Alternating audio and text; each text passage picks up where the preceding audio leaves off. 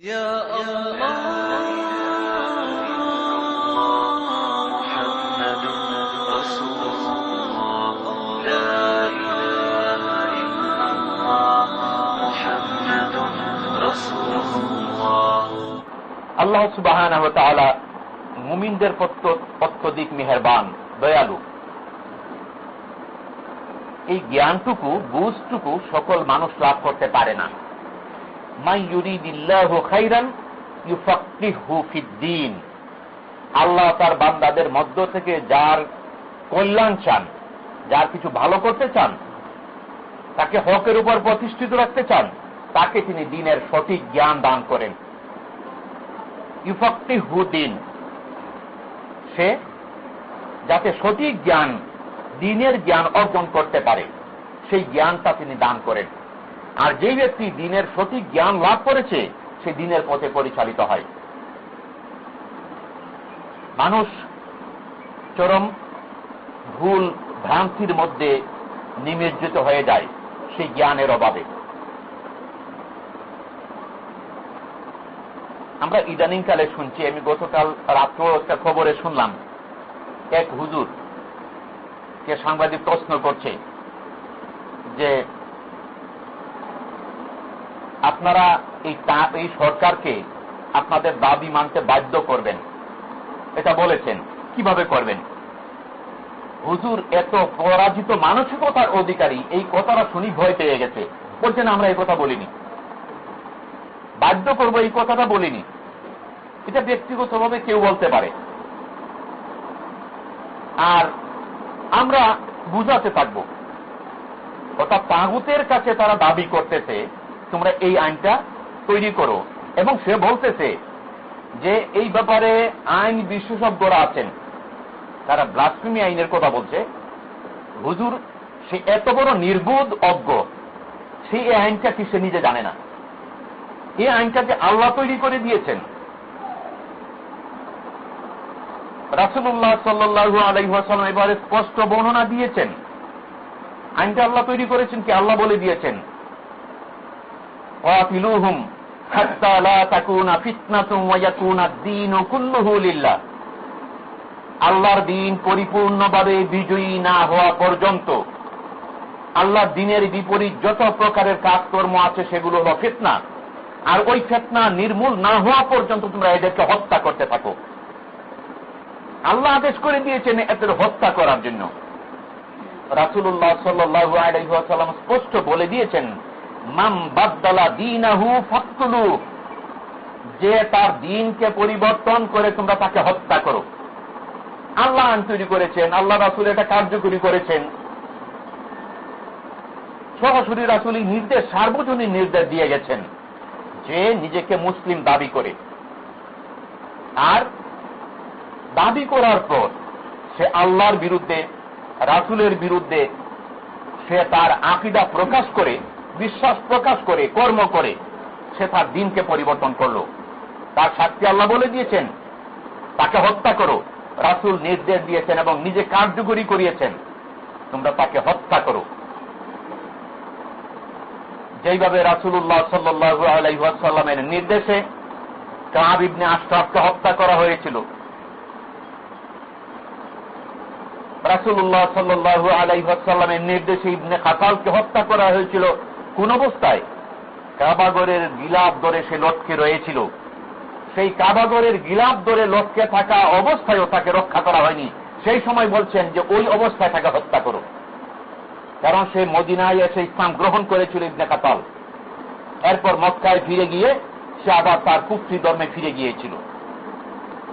সে ইসলাম গ্রহণ করার পর আবার সে কুফরি ধর্মে ফিরে গিয়েছিল, আর তার দুই দাসীকে দিয়ে রাসূলুল্লাহ সাল্লাল্লাহু আলাইহি ওয়াসাল্লামের বিরুদ্ধে গান রচনা করে গাইতে দিয়েছিল।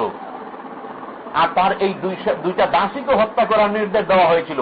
একটাকে হত্যা করা হয়েছিল, আর একটা তওবা করে ইসলামের মধ্যে ফিরে এসেছিল। এর বিধান আল্লাহ এবং আল্লাহ রাসূল দিয়ে দিয়েছেন। আজকে যারা বিভিন্ন ব্লকে আল্লাহ, আল্লাহ রাসূল এবং কুরআন নিয়ে বিদ্রূপ করছে, ঠাট্টা করছে, জঘন্যতম ভাষায় তাদের আকীদা প্রকাশ করছে, এদের প্রত্যেকটাকে হত্যা করা হলো আল্লাহর নির্দেশ, রাসূলের নির্দেশ। কিন্তু এই হুজুর তাগুতের কাছে দাবি করছে আইন তৈরি করার জন্য এদেরকে শাস্তি দেওয়া যায় কিনা। আবার কেউ বলছে, সেদিন দেখলাম ওই বিবিসি সংলাপে, যারা বলছে যেটা ফাঁসি আমরা চাই না, তবে ফাঁসির আইনটা যদি চালু থাকে তাহলে এই ভয়ে তারা এই ধরনের এগুলা করবে না। ফাঁসি নাই হোক, অন্তত আইনটা থাকুক, অর্থাৎ এরা ফাঁসিটা চায় না। এবং গতকালকে যে হুজুরে কেবলা যেভাবে বলল যে সরকারের আইন বিশেষজ্ঞরা আছে, আইন বিশারদরা আছে, এই ব্যাপারে কি ধরনের আইনটা কিভাবে তৈরি করা যায় তারা এটা বুঝবে ভালো করে। অর্থাৎ তাদেরকে আইন তৈরি করার অধিকার এরা দিচ্ছে। তারা বলছে তোমরাই আইন তৈরি করো, তোমরা এটা আইনটাকে বাস্তবায়ন করো, তাদের কাছে দাবি করছে। এই আকীদাটা কুফরি আকীদা। যেই হুজুর এই ধরনের আকীদা পোষণ করে ছন্দে হাতিরভাবে সে কাফের। যে তাগুতের কাছে বিচার চায় আর তাগুতের কাছে আইন তৈরি করার অধিকার দেয়, তাদেরকে বলে তোমরা আইন তৈরি করো। সে কখনো এই আইনটা যে আল্লাহ তৈরি করে দিয়েছেন, রাসূল করে দিয়েছেন, সেই এলিমটুকু তার নাই। এত বড় নির্বুধ, অথচ এরা আলেম নামে সমাজে শিক্ষিত। এরা এত নির্বুধ, এত অজ্ঞ। অথচ রাসূলুল্লাহ সাল্লাল্লাহু আলাইহি ওয়াসাল্লামের এই হাদিসটা তারাও পড়ে, কিন্তু বুঝে না। মান ইউরিদিল্লাহু খাইরান ইউফাক্কিহু ফিদ্দীন। আল্লাহ যার কল্যাণ করতে চান তাকে দ্বীনের সঠিক জ্ঞান দান করেন। তারা মনে করে তারা তো আলিম হয়ে গেছে, দ্বীনের সঠিক জ্ঞান লাভ করেছে। আসলে কিচ্ছুই লাভ করেনি। এরা নির্বোধ, এরা মূর্খ, এরা জাহিলে মুরাক্কাব। তারা ইলমের বাহাদুরি করে, না বুঝে কোরআন, না বুঝে হাদিস। যদি কোরআন হাদিস বুঝতো তাহলে তারা নিজেরা আল্লাহর হুকুম অনুযায়ী জীবন যাপন করত, রাসূলের তরিকা অনুযায়ী জীবন যাপন করত। আর দুনিয়ার মানুষকে তারা এই উত্তম আদর্শ উপস্থাপন করে সেই পথে তারা ডাকত। তারা আল্লাহর দিকে মানুষকে ডাকত, রাসূলের দিকে ডাকত। কিন্তু তারা মানুষকে আল্লাহর দিকেও ডাকে না, নিজের দিকেও ডাকে না। তারা এমন, তারা দুনিয়ার দিকে মানুষকে ডাকে। এই সকল লোকেরা মানুষকে ডাকে কোন দিকে? দুনিয়ার দিকে। আল্লাহর দিকে, রাসূলের দিকে না ডেকে মানুষকে দুনিয়ার দিকে ডাকে। এই হুজুরদেরকে তারা আশা করে পাকিস্তানের কথা বলেছে, যে পাকিস্তানের সাংবাদিক যখন প্রশ্ন করে, পাকিস্তানে তো এই আইন আছে, কিন্তু সেই দেশে তো আইন মানুষ নিজের হাতে তুলে নিয়েছে, ব্যাপক অশান্তি। হুজুর বলেছে যে সরকার আলিম উলামাদেরকে তাদের সাথে রাখে নাই। পাকিস্তানের সরকার আলিম উলামাদেরকে তার সাথে না রাখার কারণে এই অবস্থাটা হয়েছে। অর্থাৎ এই হুজুর দাবি করছে হাসিনাকে বা খালেদাকে তোমরা রাষ্ট্র চালাও, আর আমাদেরকে তোমাদের দ্বারে কাছে একটু মাঝে মাঝে যাওয়ার সুযোগ দাও। তোমরা রাষ্ট্র ক্ষমতায় থেকে যেইভাবে তোমরা লুটপাট করে একা একা খাচ্ছ, আমাদেরকে দিচ্ছ না, এটা তো হতে পারে না। তোমরা সবকিছু খাও, এর থেকে একটু ভাগ আমাদেরকে দাও। এই দাবিটা তারা করতে চাচ্ছে। আর এরা এদেশের মানুষের ইসলামিক সেন্টিমেন্টটাকে কাজে লাগিয়ে মানুষকে বিপদগামী করছে। তারা মানুষকে বিপদগামী করে চলছে। দ্বীনের ধোঁকা দিয়ে তারা দুনিয়া কামাই করছে। যে ঈমান আনার জন্য আল্লাহ বান্দার প্রতি আদেশ করেছেন, রাসূলুল্লাহ সাল্লাল্লাহু আলাইহি ওয়াসাল্লাম যেই ঈমানের দাওয়াত দিয়েছিলেন, সেই ঈমান আনয়ন করার পর সাহাবায়ে কেরাম রাদিয়াল্লাহু তাআলা আনহুম সারা দুনিয়া রাজত্ব করলেন, রাষ্ট্র পরিচালনা করলেন। আর এই হুজুরা বলে যে আমাদের এটা অরাজনৈতিক সংগঠন, রাজনীতির সাথে আমাদের কোনো সম্পর্ক নাই, ক্ষমতায় কে গেল না গেল এটা দেখার আমাদের দরকার নাই, রাষ্ট্র তোমরা চালাও। তাহলে তোমরা কেন মাঝে মধ্যে নাচানাচি করো? এই হুজুরদের মাঝে মাঝে একটু নাচানাচি করার কি কোনো প্রয়োজন ছিল? এরা হলো এমনই ধরনের অসৎ কর্মে লিপ্ত, সব সময় অতীত তাদের কর্মকাণ্ড দেখে এসেছি। মনে হয় যেন মাঝে মধ্যে যে একটু ওই তসলিমা নাসরিন কি লিখলো, এটাই মনে হয় ইসলাম বিরোধী কাজ হয়ে গেছে, আর সব এদেশে ইসলাম অনুযায়ী চলতেছে। ওটার প্রতিবাদ করে, মিছিল করে, মিটিং করে, অবরোধ করে, হরতাল করে, সবকিছু করে, আর বোঝা যায় সবকিছু ইসলাম অনুযায়ী চলতেছে। এই ব্লগার নাস্তিকরা আজকে তারা দেখতে পাচ্ছে কিছু লেখছে, কিন্তু সব সময় যে এই ধরনের ব্যবস্থা এই দেশে প্রতিষ্ঠিত, তাগুতি সরকার এই দেশে কুফরি রাজত্ব করে চলছে, সেই দিকে তাদের দৃষ্টি নেই।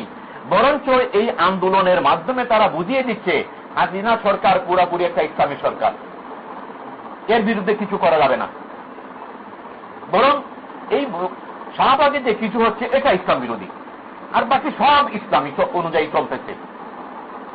এতে করে তারা কুফরির অনুমোদন দেয়।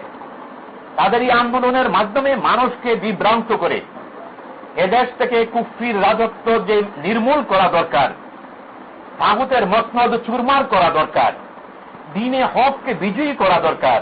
এই জন্য প্রয়োজন যে মুমিন নারী পুরুষের সকলের ঐক্যবদ্ধ হয়ে এক কাতারে সামিল হয়ে যুদ্ধ করার প্রয়োজন। এটা তারা মানুষকে প্রকারান্তরে ধোঁকা দিয়ে এই পথ থেকে সরিয়ে রাখতে চায়, বুঝাতে চায় দেশে সব ইসলাম অনুযায়ী চলতেছে, এটা শুধুমাত্র ইসলাম বিরোধী। যদি হাসিনা সরকার কয়েকটা ব্লগারকে গ্রেফতার করে শাস্তি দিয়ে দেয়, দেখবেন এরা হাসিনার গলায় ফুলের মালা দিয়ে দেবে।